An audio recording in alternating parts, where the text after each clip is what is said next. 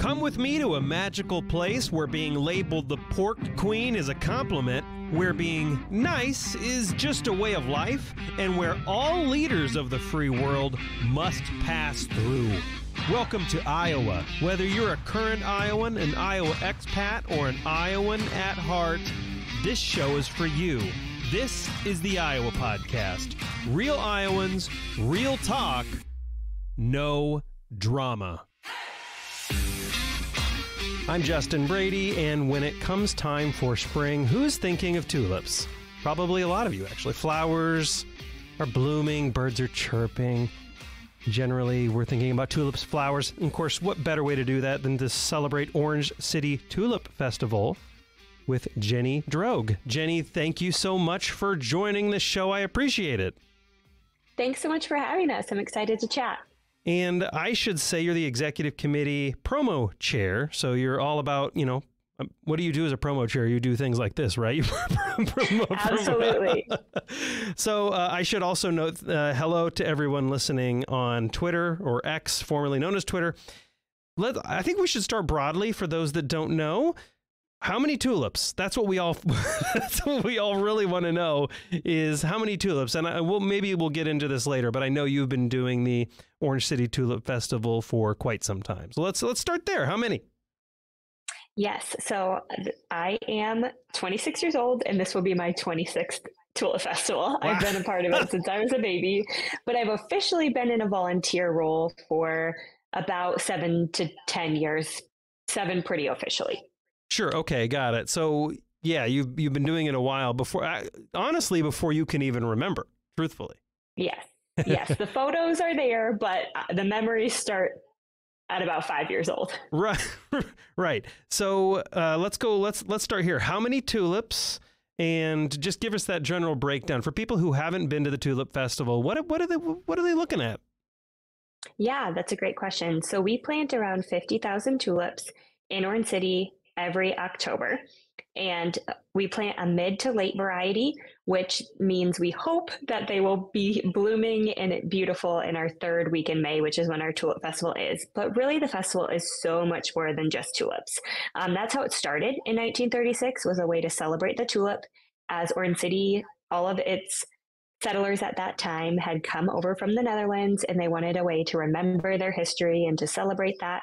Started with the garden club, and it has grown from there, but now it has turned into a 3-day event with musical productions, carnival rides, art events, 2 parades each day. There's really, truly just so much. Yeah, and I'm glad you pointed out that 1936, it's quite old. And this isn't, as you stated, it's not just, Tulip Festival because we're in Iowa and that's what we do. Orange City is very much a Dutch town, and it was founded by Dutch settlers in 1870. Does that sound right? 1870? Yes. I'm pushing your Dutch history here. I think that's what I read. Yeah. So 50,000 tulips. Is this a volunteer effort then? Because if you think about 50,000 tulips, that is a lot. And unless I'm missing something obvious, I don't think you have an automatic tulip planting machine that you've invented up there in Orange City. So what does the volunteer effort look like in October? What does this look like? That is a great idea, to have a tulip machine. Sounds like something Vermeer would invent, I think. Yes. It truly is a volunteer effort. So each year, our Parks and Rec crew work with our Tulip Town Bulb Company in town, and as well as some volunteers who have headed up this process for many years, and they plan what flowers are going to go where and what varieties to order, and they get everything on order. And then in October, we kind of put an ask out to the community. We have so many dedicated volunteers we know we can rely on. Everybody shows up. We get those tulips in the ground. They are there to help instruct and kind of inform on best practices for planting them.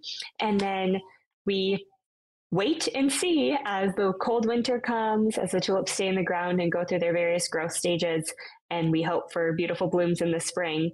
And one of the unique aspects as well is that we plant new bulbs every year, and we give the bulbs away from the previous year for our community members for free. So people can come and take Oh, them that's in interesting. hopes that they will plant them in their yards, in their gardens, which will then increase the amount of tulips all throughout town. So, okay, 'cause I'm a gardening idiot, so I know that people are going to be listening to this thinking, how do you not know this stuff?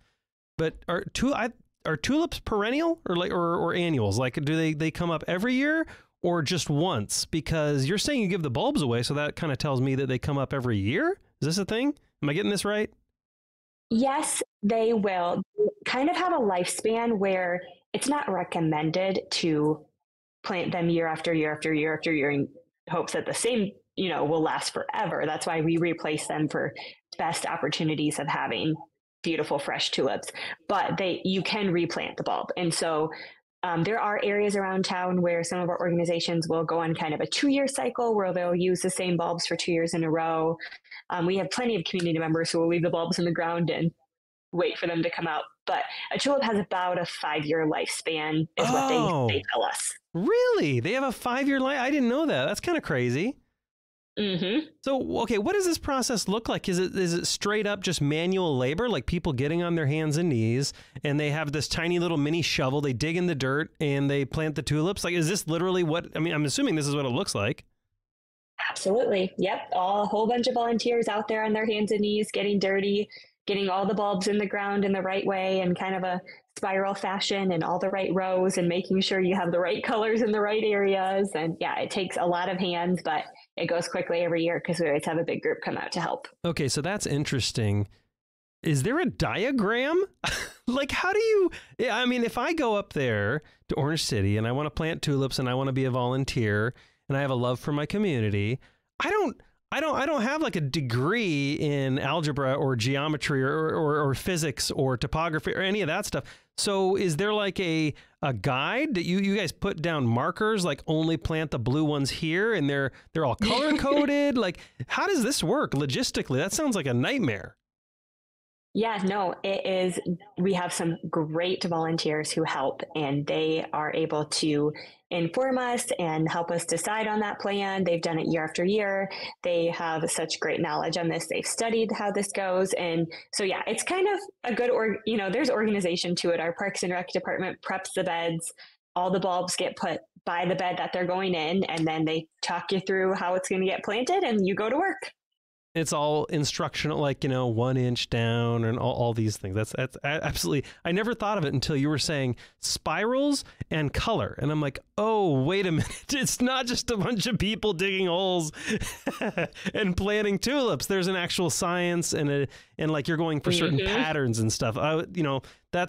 That's one way to strike horror into my heart is by saying, oh, it's not just as simple as digging these things up, putting these things in the ground. You also need to get GPS and study them from satellite. And so what exactly happens at a tulip festival? You alluded to this earlier, but it's not just come and smell the tulips, right? There's more to it than that. So can you give us an idea of what people will experience this weekend? Absolutely. So over the course of the 3 days, there are such a wide variety of events happening. Things really kick off around that 9 o'clock time. And we like to say that there's really something for everyone. So we have the aspects of kind of our history of both Orange City and the Tulip Festival and kind of how this came to be through things like our Century Home, our Dutch American Heritage Museum, a horse-drawn trolley tour around town, a specific tulip talk where you'll learn all these good things about tulips and how they're planted and why we plant them the way we do. But then we also have things that have come about more in our modern age. So things like our night show production, which is a musical production that happens every year, our carnival rides, our parades with floats. Well, our parades will show you a lot of traditional aspects, but as well as floats and fun things like that. And what we really do is just show you aspects of the Netherlands through our costumes, Dutch dancing, songs, fietsenzangers, and Dutch dancers, so many different productions, but then also welcome you to enjoy Orange City as it is today through the shops and the different aspects of our community, through the volunteers and the food and the people, really kind of bringing both the old and the new together. Got it. So I assume the shops are all open at this time. Yes. Or at least most of them. You know, you can't control you can't control everybody, but most of them. And so, Yeah. like Dutch, are there like Dutch food, Dutch shops available? Absolutely. Yes. We have some wonderful stores downtown who sell a variety of imported items, such as, your Dutch shoes, your Delft, your foods, your packaged candies and chocolates and all of that. But then we also have vendors who are selling fresh made Dutch food, such as sasashis or pig in the blankets, almond patties, Dutch letters, stroopwafels, all the good things. Oh, yeah. You know what the best hack with stroopwafels are? I always call them stroopwafel. Is it stroopwafel? Did I get this wrong? Depends on who you ask, but the Dutch would probably say stroopwafel. So put them on your, like, I take stroopwafels, thank you for correcting me, and I put them on hot coffee. And then like you basically cap your coffee. It keeps your coffee just a little hotter. At least I think it does. Maybe like scientist people would be disagreeing with me. But it also melts the caramel a little bit and makes it chewier. It's like kind of incredible. It's truly the best way to have one. Okay, good. I'm glad there's alignment there on this. So parades, floats, carnival stuff. You mentioned music, though. Now, is this like local high schools? Is this local colleges? Is this a little mix? Where's all your musical talent coming from? Yeah, honestly, every year, both our community and our visitors are blown away by the amount of local talent in Orange City and the surrounding areas. It really is people of all ages. This year's night show has people who are in their 70s and freshmen in high school. There's people of all ages. And so I would say not only just Orange City residents, but the towns around us as well come to participate. And what's really amazing is the directors, all of the participants, everybody who partakes year after year is a volunteer. They give their time because they love this. They love putting on this production. We sell out every year. This year they're doing it from Monday night all the way through Saturday, and every single show is sold out. And this year's musical is Footloose. I went last night with some friends. It was fantastic. I'm looking forward to, all the future nights and all the people who get to go. It's just one of the ways that we get to, celebrate our local talent, but it's also a really big draw for tour groups and people in other communities to come in for the musical and then also take in other parts of the festival. Now you say, so this is recording on Tuesday. It'll upload Wednesday, May 15th for those that don't know. If you're listening, obviously, later and you want to learn more about Orange City Tulip Festival, of course, welcome. We're glad you're here. But you mentioned you went to this musical last night. Is this like a dress rehearsal, or do you run the musical all week, like leading up to the Tulip Festival? We run the musical all week. So what we were finding is that we were selling out the Wednesday through Saturday shows, which is historically what we had done up until about 5 to 7 years ago. And so Wednesday night would kick off our festival. People would come in for the show. Then we'd have a Thursday, Friday, and Saturday performance. So we started to add Monday and Tuesday shows a little earlier in the evening at 6:30. Not only did this bring other people into town, but it also allowed some of our community members to go to the shows on Monday and Tuesday, which then frees up some seats for our guests and our visitors on the weekend showings. Gosh, that's crazy. So you're selling. So right now, I mean, as of people hearing this, please come to the festival, but they're probably not going to get a ticket to the musical, correct? Unless they are very lucky and run into somebody who can't go, there are no tickets left. So they just have to pester people and find someone and maybe beg. That's a good problem to have, obviously. It is. So it's a musical, obviously it's a musical, but are there other musical numbers? Are there other musical acts during the actual festival as well? Yes. So we have our Dutch Dozen performance, which is 12 boys and 12 girls in traditional Dutch costumes, and they perform 3 times a day, and they sing all in Dutch, and they have props, and they do Dutch dances. So you can go to that show, which is in our city hall. They perform 3 times a day. And then during our Straatfeest, which is what happens leading up to our parade, this is when we have our parade of costumes. We have kids who will do Dutch games in the street and adults who will do Dutch dancing. And that is all to traditional Dutch song and dance as well. So you'll get to see that aspect. But then if you want kind of more of the sit down show, enjoy a little bit longer, then I would recommend taking in a Dutch Dozen performance.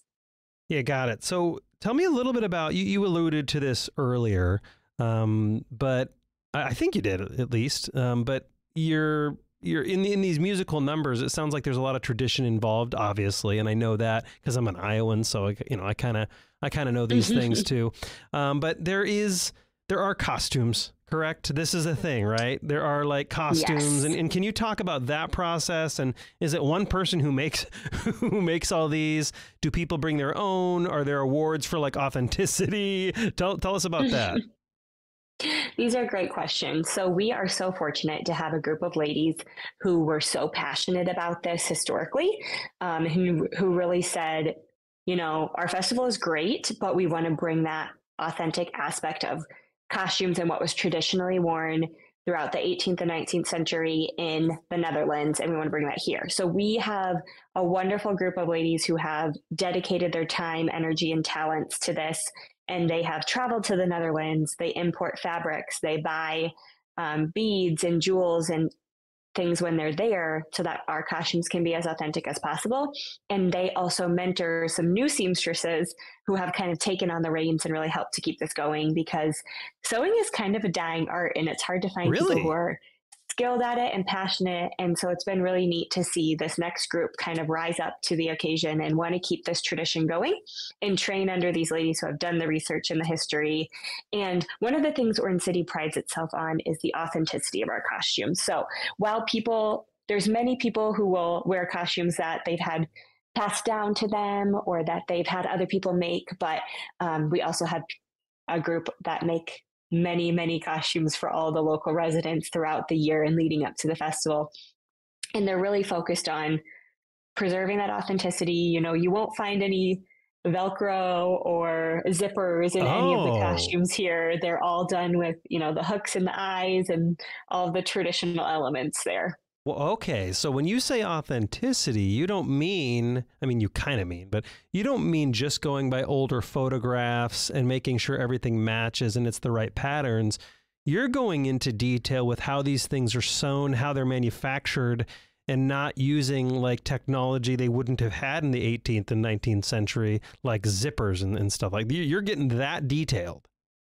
Yes, they are detailed. They have spent so much time looking at patterns and nailing down the mechanics of how things were made. Now, for kids' costumes or a costume here or there, yes, you will see a zipper or a Velcro or things like that, But for most of our costumes that are a part of our parade of costumes and for the costumes that are made for our queen and court and all of that, those are done absolutely as authentic as possible.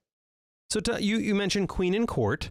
We obviously have to, and obviously people are making very detailed, these ladies are making extremely detailed, period specific, accurate costumes for Queen and Court. What is Queen and Court? Great question. So each year, girls at our two local high schools, senior girls can, if they live in Orange City, they can decide to sign up to be a part of Tulip Court. And our community votes for 5 of those girls, and they're elected to the court.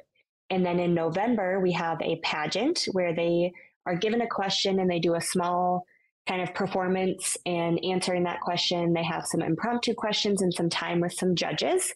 And then a queen is elected from that 5. And these 5 girls then begin to be our ambassadors for the festival. So in my role as promotion, I work very closely with them, lining up media interviews with TV, radio stations. They will go to the Capitol in Des Moines. They will visit nursing homes. They will go to schools. They basically travel around and share a little bit about our Dutch history with people, but then also invite them to join us for the 3 days of the festival. And so their role is really to be the face of the festival, to travel around. And each year, this ties into the costumes because each year they represent one specific province in the Netherlands. And so the costume committee picks, they make costumes specifically for these girls. So much time and detail goes into it. And this is something the girls keep for the rest of their life in hopes that they will continue to be involved and volunteer and give back to the festival and carry that on and get to wear that costume. Yeah, I mean, there's this big community aspect, obviously. Are people like coming back to Orange City for the Tulip Festival? Is this like a thing like where people come back to their roots, and even though they've moved away for work or moved away from a family, they come back to check it out and participate in this? It kind of sounds almost sacred, if that's the right word. It truly is. We joke, but honestly, most high school reunions and most class reunions happen during the festival because that's when the majority of people come back to Orange City. That's brilliant. That is brilliant. They are here to not only take in the fun and the festivity and see family, but to also participate. And so they are, wearing their costumes, dressing up with their kids and their husbands and their families and getting them out on the streets. My sister lives in Kansas City with her 2 daughters, and every year they make the trip up because they want to participate and be here. And yeah, it's just really fun to see so many people who grew up in Orange City take this weekend as an opportunity to come back and be a part of the community again. I mean, every year. So, Orange City is not an enormous town, right? It's not Chicago. And you don't have like, skyscraper 20-story hotels everywhere. So I'm assuming the hotels fill up pretty fast. And then do people just stay with family? Is it that kind of event? It is. So our hotels fill up fast and our local Airbnbs as well. But then you also must remember that we are a small little Dutch town. So the hospitality is off the charts. People are always staying with friends of a friend or with family or connections there. And so, yes, people will be all throughout town. So do you know, generally, how many people come to this and how much your town, how much Orange City's population increases during the Tulip Festival? Yes. So we estimate, now it's hard to say, on a good year, we would see anywhere from 70,000 to 100,000 people over the course of the week. Holy cow. That's crazy. Yeah. 70,000 to 100,000 people. Yes. It is quite crazy to see Orange City explode in this way, but it is truly so fun, especially for those of us who spend year-round planning for it.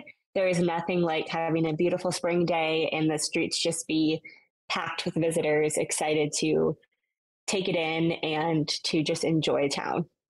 Do you have congestion there, like actual traffic congestions for a few days? I'm sure, or you're not used to crazy traffic. I mean, honestly, no one in Iowa is used to any kind of traffic congestion at all. Like maybe during the Tulip Festival and maybe during, when games in Iowa City at Kinnick get out or Jack Trice, we're used to a little congestion then. But yeah, I don't think really anybody in Iowa is ever used to traffic congestion. So do you the planning is really interesting because part of the planning isn't just booking the acts and getting the vendors. We'll hopefully talk about the vendors here in just a second and all the food. But part of it is, kind of the travel stuff and making sure traffic flows and making sure you set it up in the right place and making sure there's enough law enforcement to direct traffic. Can you give us a peek into what the planning looks like? You mentioned that you plan for this all year. Yes, it is kind of a running joke, but it is very much the truth that we are already planning things for next year's festival. And the minute this year's festival is over, we'll give ourselves a little bit of a break to relax, and then we'll get after it for next year. And we meet year round with our executive planning committee, just always working on what's next, what's new, what needs to be addressed. But honestly, you really hit the nail on the head when you started listing off all the different ways that people need to step up during this week. I say it often, but I'm never more amazed and more proud to be a part of a community like this than during the festival, because it truly does take our entire village here, and people step up in incredible ways. People take off work from their jobs, give up time for the activities they have in order to volunteer to help out our city crews, like our street crew and our fire department, our police department. Everybody is all hands on deck and willing to pitch in and help. And it's just incredible. And it's just really a testament to what this weekend means to so many people personally, but also the value they see in what it brings to our town as a whole. The economic burst and help that it brings to all of our businesses, just even the tourism aspect of the people who leave here and share about it with other people based on their experience. It's one of a kind. This last week we had our high schoolers come out and help us on their service day. And I was so impressed with the hardworking, willing, great attitudes of these high school kids to clean up trash and clean bathrooms and pull weeds and just participate. It really brings out the best of everyone in our community. I am really glad you brought up the economic impact. I always geek out over that kind of stuff because I love seeing, just from my PR comms background, events really make big impacts for, not just businesses, but obviously communities. Do you have any really good data on the economic impact the Tulip Festival has on Orange City? I don't. I know some people who would have some great numbers for you. I don't have any off the top of my head, but I can tell you that a lot of our businesses will tell us that these 3 to 4 to 5 days that people are in town surrounding the festival, those days alone are better than their entire month of December, which would usually be the biggest sales for holiday times. That's crazy. So are people like preparing for this in advance by like staffing up and making sure they have extra product ordered? Is this the kind of economic impact that happens that they have to prepare for this months out? The vendors and like local businesses specifically, I guess is what I'm talking about.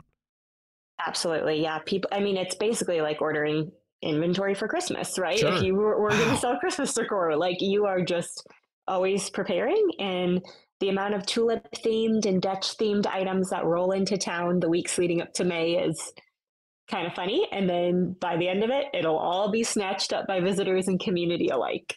Goodness, that is crazy. Are there any like really last year, thinking of last year, and if you don't have an answer right off the top of your head, I completely understand, but is there any like cool story that really stands out, something inspirational that happened last year or just in the years? I mean, you've been doing it since you've been born. So is there any really inspirational, like that is unique to us story that came out of the Orange City Tulip Festival?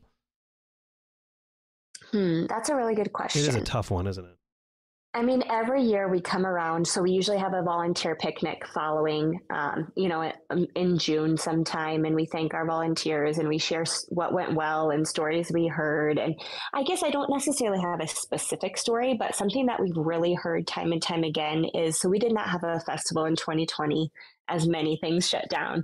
And in 2021, we had our biggest year ever coming back and have continued, quite honestly, to see that same growth in 2022 and 2023, and we anticipate this year as well. And it's been really neat to see our vendors that come from outside areas, especially our vendors who spend most of their life attending festivals like this and doing shows and different things, talk about what it's like coming to Orange City and why they come back. And a couple of them who specifically talked about wanting to throw the towel in and not do this anymore, and coming back to Tulip Festival in May of 2021 and being reminded, based on the interactions they had with people, visitors and community alike, that this is worthwhile and that they can make a business out of this, and seeing the boost that it brought to a lot of our vendors and a lot of our businesses coming back from a hard year.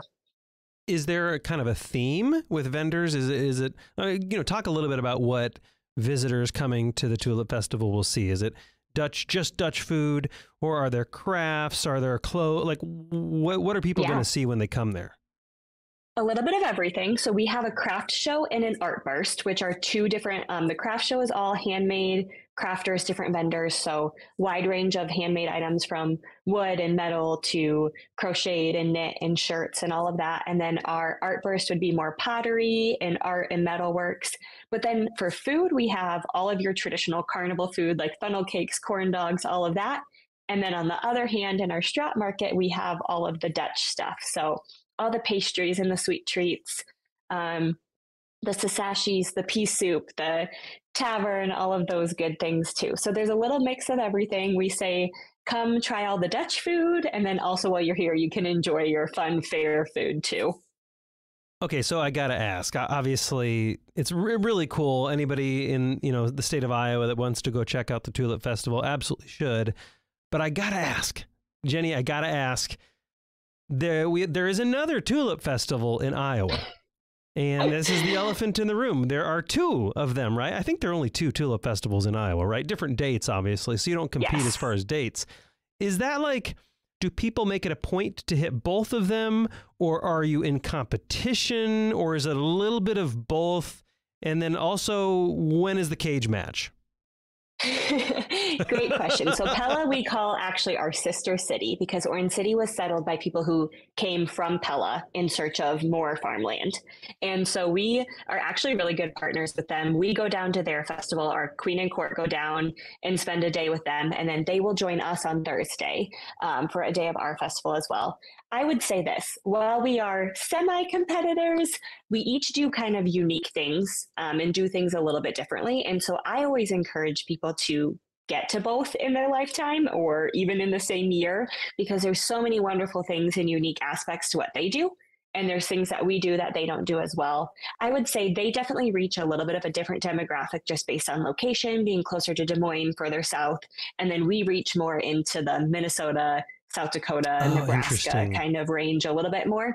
But we love being partners with them. We love learning from them and sending our committee down there, and they will send their committee here this year, and just continue to learn and improve what we can do, but also just getting to enjoy each other's festivals too. Yeah, that's actually fascinating. I really like that idea. I really do wonder, I'm sure you don't have data on this. It'd be very, very hard to track. You'd have to do like very expensive surveying, but I kind of wonder if both of the festivals kind of increases momentum for both of you and drives more attendance. I just kind of wonder about that because, like you said, they're very different. It's not like there are two different movies playing at a theater and you have to pick one. There are different dates, and I wonder if it drums up more excitement for both of you. But maybe in the future, with more AI, we'll be able to figure this out, right? Yes. Jenny Droog, of the Orange City Tulip Festival. What is the website, and where do people go to get more information so they can attend? And I guess at this point, you're probably better bring an RV or call a friend to sleep on a couch. Yes, we would love to have you join us May 16, 17, and 18 in Orange City. And for all information, you can visit octulipfestival.com. And you know what? It's not really that far of a drive for much of Iowa, so it's something that you could probably drive to and come back in a single day quite easily. That's another nice thing about being in Iowa. Jenny Droog, thank you so much for joining me and all the Iowa podcast listeners. I really appreciate it. Thank you so much for having us. It's always a joy to talk about it.